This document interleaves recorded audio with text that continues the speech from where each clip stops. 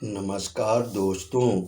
आज की कहानी है अभियुक्ता, सुभद्रा कुमारी चौहान जी द्वारा लिखित। मजिस्ट्रेट मिस्टर मिश्रा की अदालत में एक बड़ा ही सनसनीदार मुकदमा चल रहा है। अदालत में खूब भीड़ रहती है।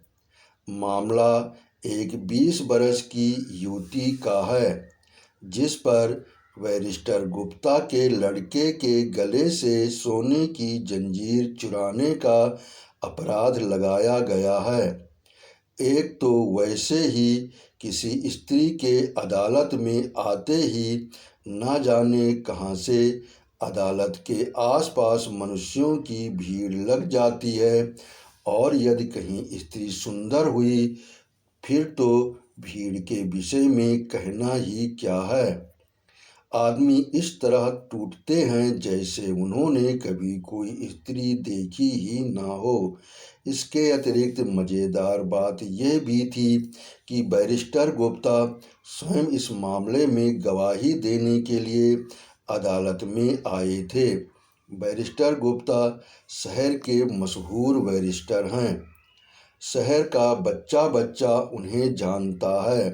सरकारी अफसर उनके घर जुआ खेलते हैं। शहर में कहीं नाच गाना हो तो उनका प्रबंध बैरिस्टर साहब को ही सौंपा जाता है। शराब पीने का शौक होते हुए भी वो कलवारी में कभी नहीं जाते। कलारी स्वयं उनके घर पहुंच जाती है। सरकार दरबार में उनका बहुत मान है और पब्लिक में भी, क्योंकि सरकारी अफसरों से किसका काम नहीं पड़ता। बैरिस्टर साहब हैं भी बड़े मिलनसार, पब्लिक का काम बड़ी दिलचस्पी से करते हैं। इस प्रकार के कामों में वो बहुत व्यस्त रहते हैं और दूसरे कामों के लिए उन्हें फुर्सत ही नहीं रहती। मुकदमा शुरू हुआ। अभियुक्ता की ओर से कोई वकील न था। वह गरीब और असहाय थी। सरकार की ओर से 300 रुपया मासिक पाने वाले कोर्ट साहब पैरवी के लिए खड़े थे। बैरिस्टर गुप्ता ने अपने बयान में कहा, मैं अभियुक्ता को एक अरसे से जानता हूँ। वह शहर में भीख मांगा करती थी। करीब 1 महीना हुआ।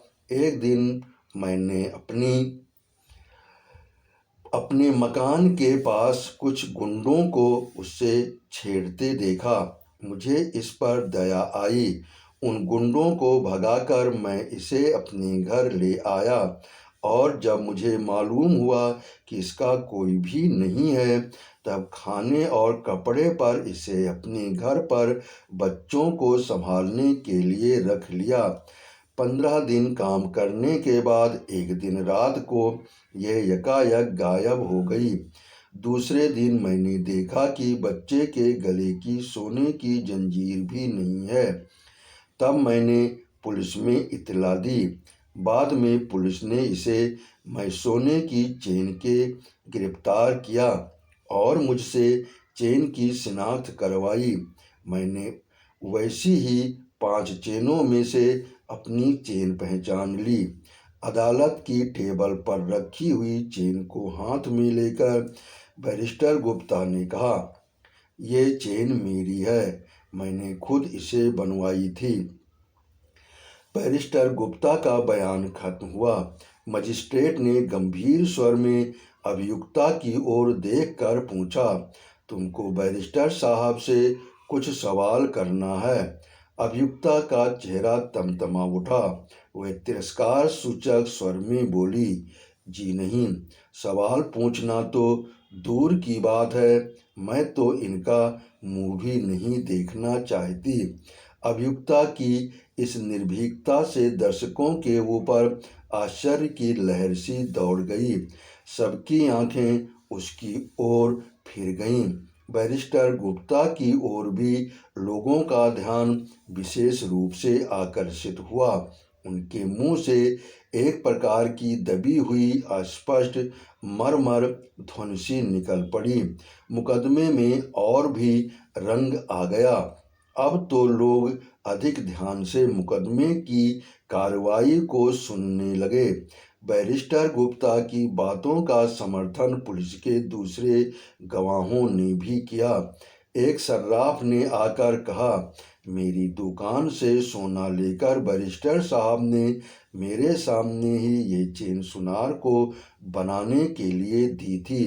एक सुनार ने आकर बयान दिया, ये चेन बैरिस्टर साहब के लिए मैंने ही अपने हाथ से बनाकर उन्हें दी थी। तफ्तीश करने वाले थानेदार ने बतलाया कि किस प्रकार उन्होंने अभियुक्ता का पता लगाया और किस तरह चेन मांगते ही उसने ये चेन अपनी कमर से निकाल कर दे दी।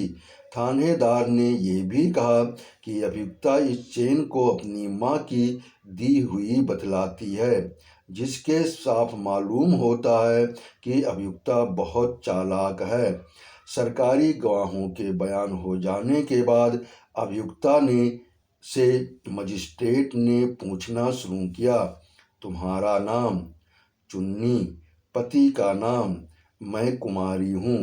अच्छा, तो पिता का नाम? मैं नहीं जानती।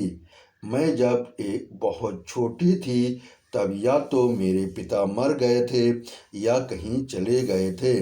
मैंने उन्हें देखा ही नहीं।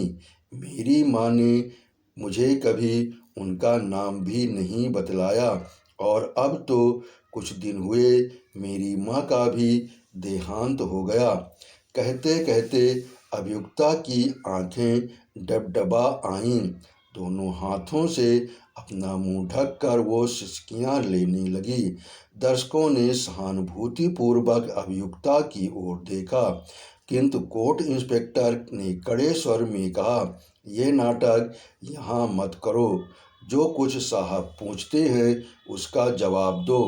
अभियुक्ता ने अपने को संभाला और आंखें पोंछकर मजिस्ट्रेट की ओर देखने लगी। मजिस्ट्रेट ने फिर पूछा, तुम्हारा पेशा क्या है? मैं मजदूरी करती हूँ और जब काम नहीं मिलता तब भीख मांगती हूँ, अभियुक्ता ने कहा। मजिस्ट्रेट ने प्रश्न किया, रहती कहाँ हो? जहाँ जगह मिल जाती है। तुमने बैरिस्टर गुप्ता के घर नौकरी की थी? जी हाँ। यह चेन तुमने उनके बच्चे के गले से चुराई? चेन को हाथ से लेकर मजिस्ट्रेट ने पूछा। अभियुक्ता ने बैरिस्टर गुप्ता की ओर देखा। उसकी इस दृष्टि से घृणा और क्रोध टपक रहे थे। फिर उसने मजिस्ट्रेट की ओर देखकर दृढ़ता से कहा, मैंने जंजीर चुराई नहीं, वो मेरी ही है। ये सुनते ही बैरिस्टर गुप्ता के मुंह से व्यंग्यपूर्ण उपहास की हल्की हंसी निकल गई। इस व्यंग से अभियुक्ता का चेहरा क्षोभ से और भी लाल हो उठा। उसने विक्षिप्त क्रोध से के स्वर में कहा, मैं फिर कहती हूँ कि जंजीर मेरी है। मेरी माँ ने मरते समय ये मुझे दी थी और कहा था कि ये तेरे पिता की यादगार है, इसे संभाल के रखना। मजिस्ट्रेट ने पूछा, तुम बैरिस्टर साहब के घर से रात को भाग गई थीं? कुछ क्षण के लिए अभियुक्ता चुप सी हो गई। आहत अपमान उसके चेहरे पर तड़प उठा। फिर कुछ सोचकर वो गंभीर स्वर में बोली, जी हाँ, मैं बैरिस्टर साहब के घर से भागी। पहले जब इन्होंने मुझे गुंडों से बचाकर अपने घर में आश्रय दिया था तब मेरे हृदय में इनके लिए श्रद्धा और कृतज्ञता के भाव थे, परंतु वे धीरे धीरे घृणा और तिरस्कार में बदल गए। मैंने देखा कि बैरिस्टर साहब की खुद की नीयत ठिकाने नहीं है। वे मुझे अपनी वासना का शिकार बनाने पर तुले हुए हैं। धीरे धीरे वो मुझे हर तरह की लालच दिखाने लगे और धमकियां देने लगे। एक दिन इसी तरह की छीना झपटी में उन्होंने मेरी ये सोने की जंजीर देख ली थी, इसीलिए चोरी का झूठा इल्जाम लगाने का इन्हें मौका मिला। मैं चोरी के डर के मारे कभी जंजीर को गले में नहीं पहनती थी, सदा कमर में खोसे रहती थी। अभियुक्ता का बयान सुनते ही अदालत में सन्नाटा छा गया। किसी को भी उसके बयान में किसी तरह की बनावट न मालूम हुई। बैरिस्टर साहब के प्रति घृणा और अभियुक्ता की ओर सहानुभूति के भावों से दर्शक समाज का हृदय ओतप्रोत हो गया। सभी दिल से चाहने लगे कि वो छूट जाए, परंतु कानूनी कठिनाइयों को सोचकर सब निराश से हो गए। चेन उसकी होते हुए भी भला बेचारी इस बात का सबूत कहाँ से देगी कि चेन उसी की है। सफाई की पेशी का दिन आया। आज तो अदालत में दर्शकों की भीड़ के कारण तिल भर भी जगह खाली न थी। प्रत्येक चेहरे पर उत्सुकता छाई थी। कौन जाने क्या होता है, कहीं बेचारी की चेन भी छिने और जेल भी भेजी जाए। यह न्यायालय तो केवल न्याय के ढोंग के लिए ही होते हैं। न्याय के नाम से सरासर अन्याय होता है। अदालतें धनवानों की ही हैं, गरीबों की नहीं। इस प्रकार की अनेक आलोचनाएं कानाफूसी के रूप में दर्शकों के मुंह से निकल रही थीं। अंत में मजिस्ट्रेट की आवाज़ से अदालत में निस्तब्धता छा गई। उन्होंने अभियुक्ता से पूछा, क्या तुम इस बात का सबूत दे सकती हो कि ये चेन तुम्हारी है? जी हाँ। क्या सबूत है? तुम्हारे कोई गवाह हैं? मेरा सबूत और गवाह वही चेन है। अभियुक्ता ने चेन की ओर इशारा करते हुए कहा। सब ने संदेह सूचक सिर हिलाया। कुछ ने सोचा शायद ये लड़की पागल हो गई है। मजिस्ट्रेट ने पूछा, वो कैसे? अब उनकी दिलचस्पी और बढ़ गई थी। चेन मेरे हाथ में दीजिए, मैं आपको बतला दूंगी। मजिस्ट्रेट के इशारे से कोर्ट साहब ने चेन उठाकर अभियुक्ता के हाथ में दे दी। चेन दो लड़ी थी और उसके बीच में एक हृदय के आकार का छोटा सा लॉकेट था, जो ऊपर से देखने में ठोस मालूम पड़ता था, परंतु अभियुक्ता ने उसे इस तरह दबाया कि वो खुल गया। उसे खोलकर उसने मजिस्ट्रेट साहब को दिखलाया। फिर बोली, यही मेरा सबूत है।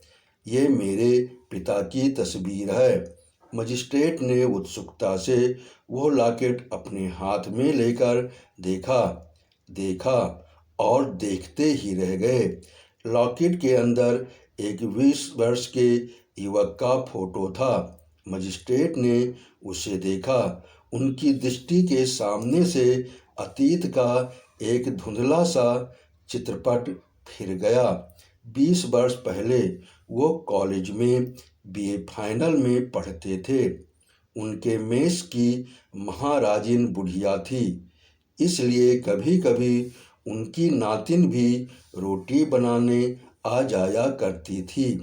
उसका बनाया हुआ भोजन बहुत मधुर होता था। वो थी भी बड़ी हंसमुख और भोली। धीरे धीरे वह उसे अच्छी अच्छी चीज़ें देने लगे। छिप छिप कर मिलना जुलना भी आरंभ हुआ। वह रात के समय बुढ़िया महाराजिन और उनकी नातिन को उसके घर तक पहुंचाने भी जाने लगे। एक रात को वह लड़की अकेली थी। चांदनी रात थी और वसंती हवा भी चल रही थी। घने वृक्षों के नीचे अंधकार और चांदनी के टुकड़े आंख मिचौली खेल रहे थे। वहीं कहीं एकांत स्थान में उन्होंने अपने आप को खो दिया। कॉलेज बंद हुआ और विदाई का समय आया। उस रोती हुई प्रेसी को उन्होंने एक सोने की चैन में फोटो वाले लॉकेट के अपने यादगार में दी। सिसकियों और हृदय स्पंदन के साथ बड़ी कठिनाई से वे विदा हुए। यह उनका अंतिम मिलन था। उसके बाद वो उस कॉलेज में पढ़ने के लिए नहीं गए क्योंकि वहाँ लॉ क्लास नहीं था। वह धीरे धीरे उन सब बातों को स्वप्न की तरह भूल गए। परंतु आज इस लॉकेट में उसके उस प्रणय के परिणाम को उनके सामने प्रत्यक्ष लाकर खड़ा कर दिया। उन्होंने सोचा, तो क्या यह मेरी ही? इतने में लॉकेट उनके हाथ से छूटकर टेबल पर खटके से गिर पड़ा। उसकी आवाज़ से वो चौंक से पड़े। दर्शक भी चौंक उठे। मजिस्ट्रेट ने सिर नीचा किए हुए कहा, अभियुक्ता निर्दोष है, उसे जाने दो। ये कहते हुए वो तुरंत उठकर खड़े हो गए, जैसे न्यायाधीश की कुर्सी ने उन्हें काट खाया हो। आपने कहानी सुनी, इसके लिए आपका बहुत बहुत धन्यवाद। आपने सब्सक्राइब किया, इसके लिए मैं दिल से आभारी हूँ।